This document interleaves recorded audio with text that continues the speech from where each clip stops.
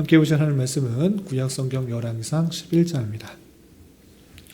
3월 11일 열왕기상 11장을 읽는 날인데 11장 중에 솔로몬의 타락 부분만 함께 읽고 우리에게 주어진 기도 제목을 가지고 함께 기도하는 시간 갖도록 하겠습니다.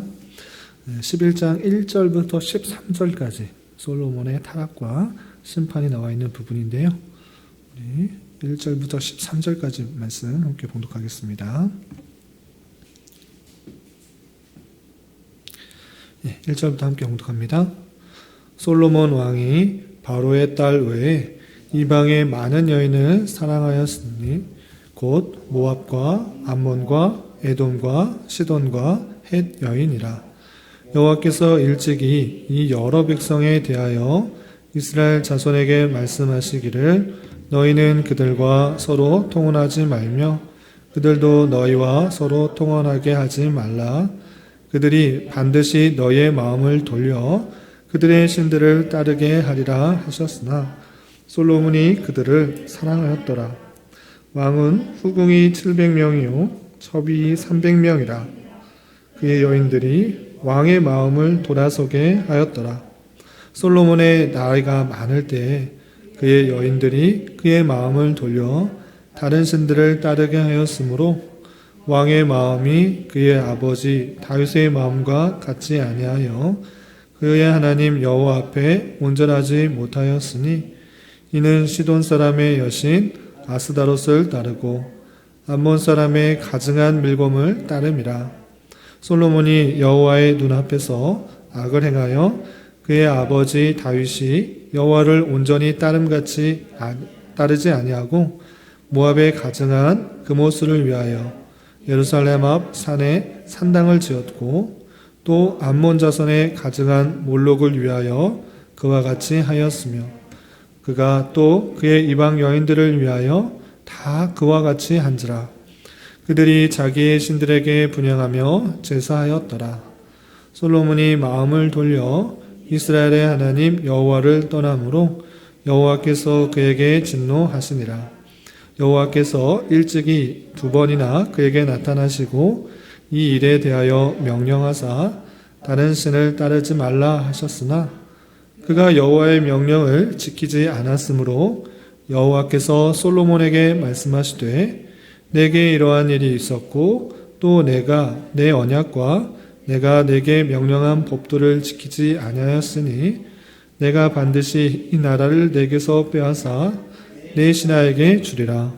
그러나 내 아버지 다윗을 위하여 내 세대에는 이 일을 행하지 아니하고 내 아들의 손에서 빼앗으려니와 오직 내가 이 나라를 다 빼앗지 아니하고 내 종 다윗과 내가 택한 예루살렘을 위하여 한 지파를 내 아들에게 주리라 하셨더라.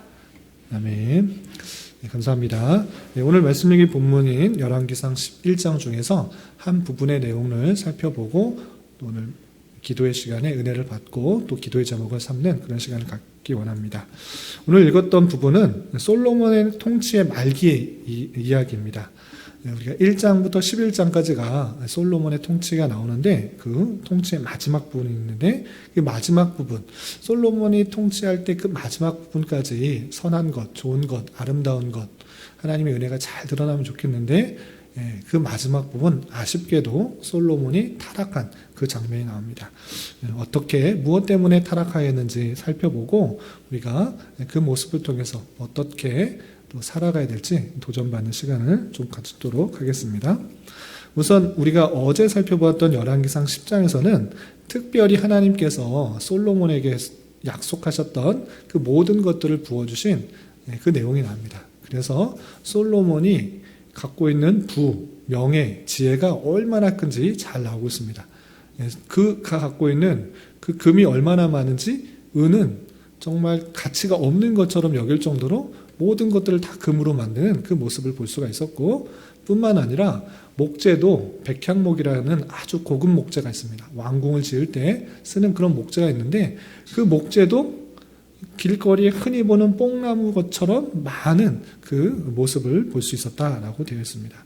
그리고 많은 지혜가 있어서 주변의 사람들, 주변의 나라들로부터 얼마나 지혜가 뛰어난가 와서 구경할 정도로 많은 지혜가 있다라고 하고 있습니다.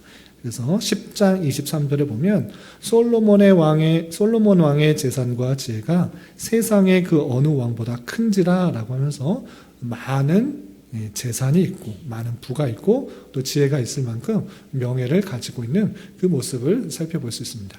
그런데 그 모습을 가지고 하나님께 은혜를 많이 받아서 그 모습을 가지고 그냥 죽었으면 좋았을 텐데, 통치를 끝냈으면 좋았을 텐데, 바로 뒤에 이어지는 그 말씀에서는 오히려 그러지 못한 모습을 볼 수 있습니다.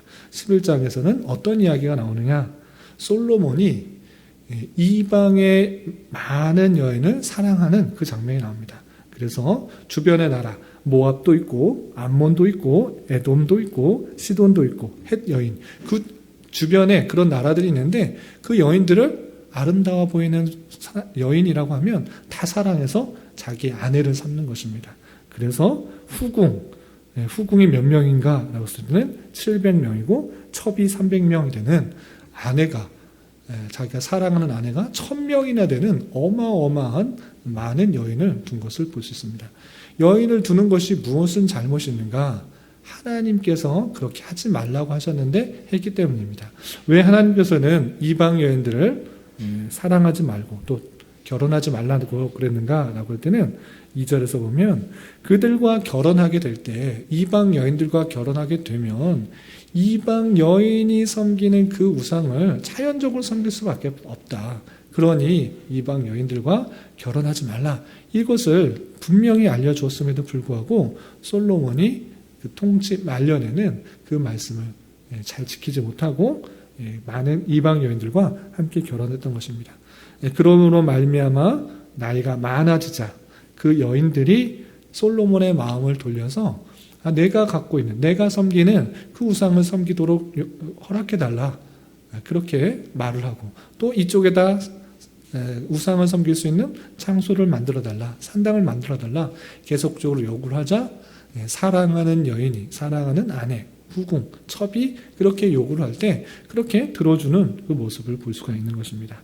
이렇게 솔로몬은 시돈 사람의 우상이었던 아스다롯을 섬기기도 하고, 또 암몬 사람의 가증한 밀곰의 우상을 섬기기도 하고, 또 모압의 가증한 그모스 우상을 섬기기도 하고, 암몬 자손의 가증한 몰록도 섬기면서 섬길 뿐만 아니라 그것을 섬길 수 있는 산당, 우상을 섬길 수 있는 장소를 예루살렘에도 곳곳에서 마련하는 그 모습을 볼 수 있습니다. 그 밖에도 또 이방 여인들을 위하여서 그들이 다양하게 섬기는 신들을 위해서 산당을 만들어 놓고 섬길 수 있도록 하는, 이 예루살렘 안에, 이스라엘 나라 안에 많은 우상이 들어올 수 있도록 허용한 그 모습을 볼 수 있습니다. 그래서 9절에서 보면 솔로몬이 그 여인들로 인하여서 마음이 하나님께만 집중한 것이 아니라 마음이 떠나게 된 그 모습을 볼 수가 있는 것입니다. 이렇게 하나님께서 솔로몬이 마음을 떠나 우상에게 집중하는 모습을 보이자 어떻게 하셨는가? 그냥 가만히 내버려 두신 것이 아니라 그에게 다시 나타나셔서 심판을 선언하신 것입니다. 어떻게 말하느냐?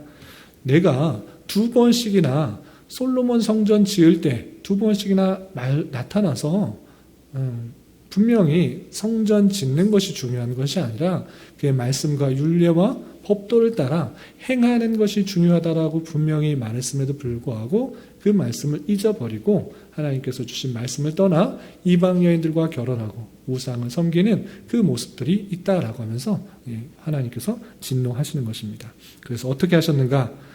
그 진노에 대한 심판으로 이 나라, 하나님의 나라를 이 솔로몬에서 빼앗아가겠다. 솔로몬이 지금 이스라엘 전체를 아주 크게 나라를 다스리고 있는데 솔로몬에게서 이 나라를 빼앗아 가시겠다라고 11절에 말씀하십니다.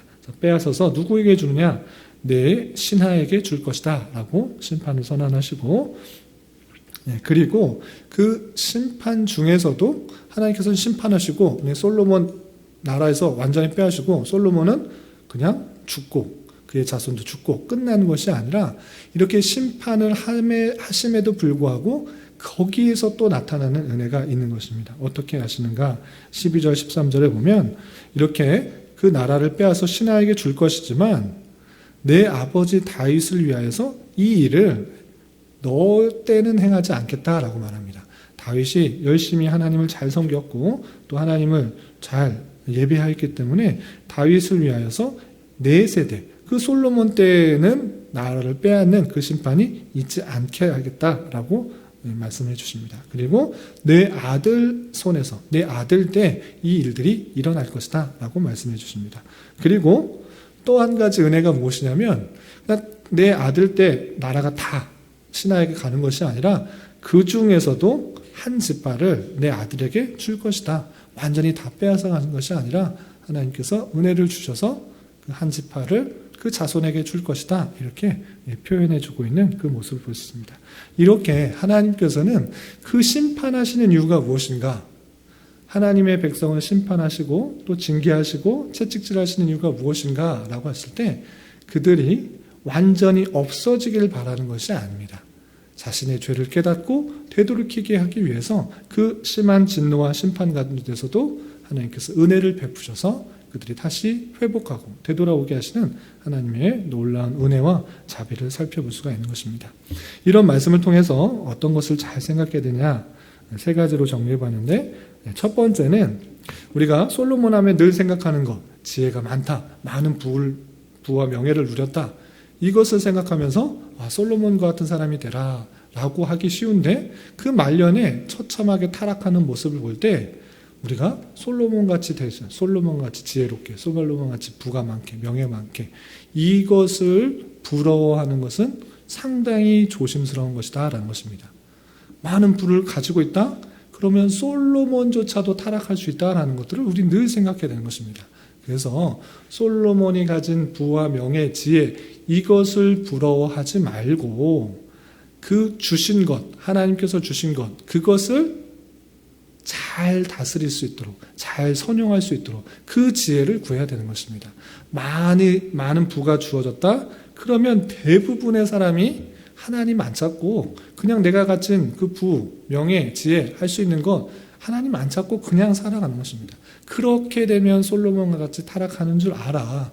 우리는 내게 주신 것, 그것이 만족한 줄 알아. 부와 명예, 세상적인 것, 없어질 것, 그것을 더욱더 구하기에 힘쓰는 것이 아니라 내게 주어진 것을 하나님께서 어떻게 쓰도록 원하실까? 이것들을 고민하면서 기도하며 잘 선용할 수 있도록 그것을 간구해야 되는 것입니다. 그리고 또한 다윗이나 솔로몬조차 타락했던 그 모습을 우리는 살펴봐야 됩니다.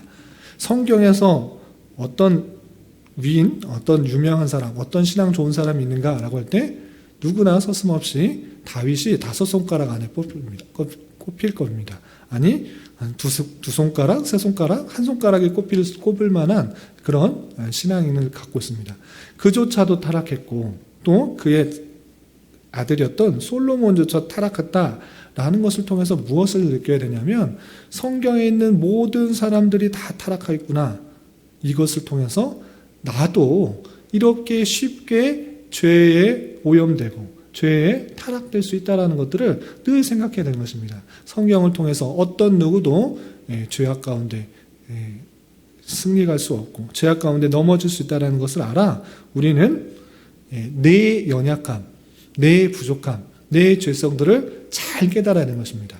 성경의 다윗도 솔로몬도 죄짓고 타락하는구나. 그러니 나도 그렇게 될 수 있다라고 해서 나도 어쩔 수 없는 인간이구나. 그러니까 나도 타락해도 된다. 나도 죄를 지어도 된다.